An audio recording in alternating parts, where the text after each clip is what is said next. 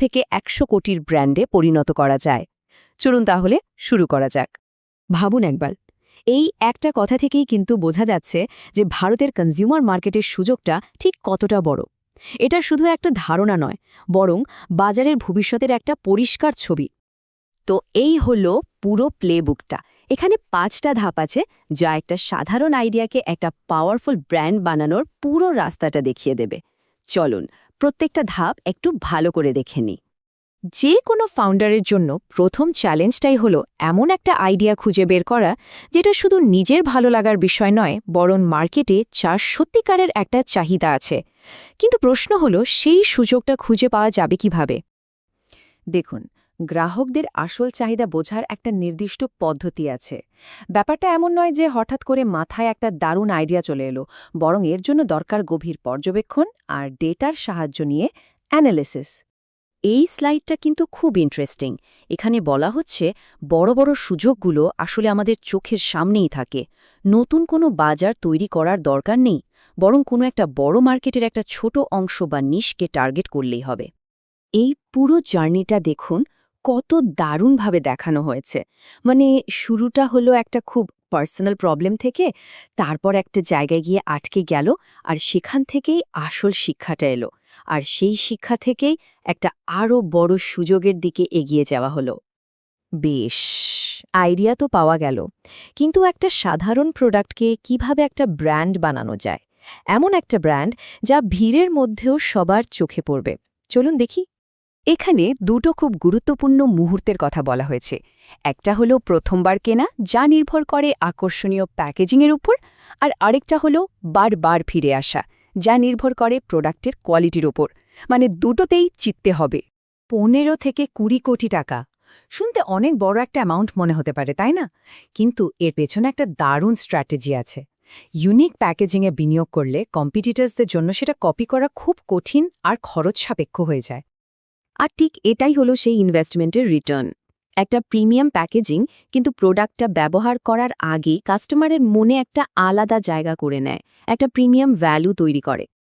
ওকে, product হলো, ব্র্যান্ডিংও হলো, কিন্তু এবার যখন কেউ ব্র্যান্ডটাকে চেনেই না, তখন প্রথম কাস্টমারদের কাছে পৌঁছানো যাবে কিভাবে? চলুন পরের ধাপে যাওয়া যাক। দেখুন, প্রথম ১০০ জন কাস্টমার পাওয়ার জন্য একটা কমন প্লেবুক আছে। শুরুটা হয় খুব কাছের মানুষদের দিয়ে, তারপর সোশ্যাল মিডিয়া, আর সব শেষে অল্প বাজেটের বিজ্ঞাপন, যাতে আসল গ্রাহকদের থেকে ফিডব্যাক পাওয়া যায়।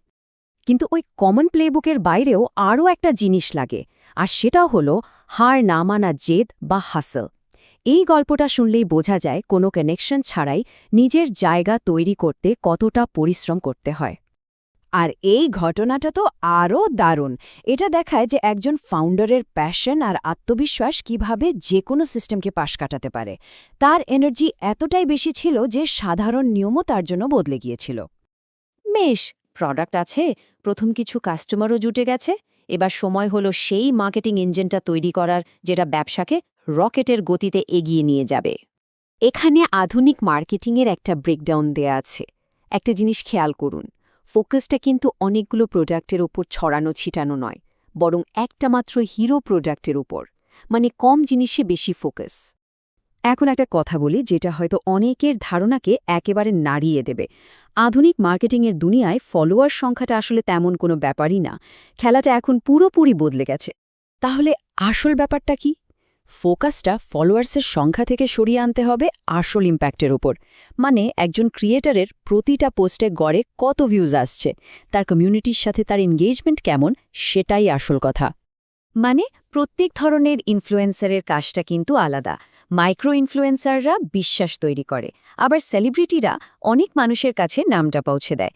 কিন্তু নতুন প্রজন্মের ব্র্যান্ডের জন্য এই A+ ক্রিয়েটরদের কথাই যেন সবচেয়ে বেশি কাজে দেয়। এতক্ষণ তো আমরা সব ট্যাকটিক্স নিয়ে কথা বললাম, কিন্তু এর সব কিছুর পেছনে কোনো মানসিকতাটা কাজ করে। কি সেই জিনিস যা একটা সাধারণ স্টার্টআপ আর একটা দীর্ঘস্থায়ী ব্র্যান্ডের মধ্যে পার্থক্য গড়ে দেয়? ব্যাপারটা শুনতে একটু উল্টো লাগতে পারে, কিন্তু বিজনেসের সবচেয়ে ভালো সিদ্ধান্তগুলো তখনই আসে যখন হাতে টাকা কম থাকে। কারণ সীমাবদ্ধতা বা কনস্ট্রেইন্ট আপনাকে ফোকাস করতে বাধ্য করে, আর এটাও ঠিক করতে সাহায্য করে যে আপনার ব্র্যান্ড কোনটা করবে আর কোনটা করবে না। আর এটাই হলো শেষ কথা। গ্রোথ, স্কেল বা বিখ্যাত হওয়ারও আগে একজন উদ্যোক্তার প্রথম আর একমাত্র লক্ষ্য হল টিকে থাকা। কারণ গেমে টিকে থাকতে পারলেই জেতার সুযোগ আসবে। পুরো ডট অ্যান্ড কি ব্র্যান্ডটা তৈরি হয়েছিল কনজিউমারদের মিসিং ডট বা অপূর্ণ চাহিদাগুলো খুঁজে বের করে সমাধান করার ওপর। তো শেষ প্রশ্নটা হলো, আমাদের চারপাশে এমন কোন না মেটানো চাহিদা পড়ে আছে যা একটা নতুন সমাধানের অপেক্ষায়?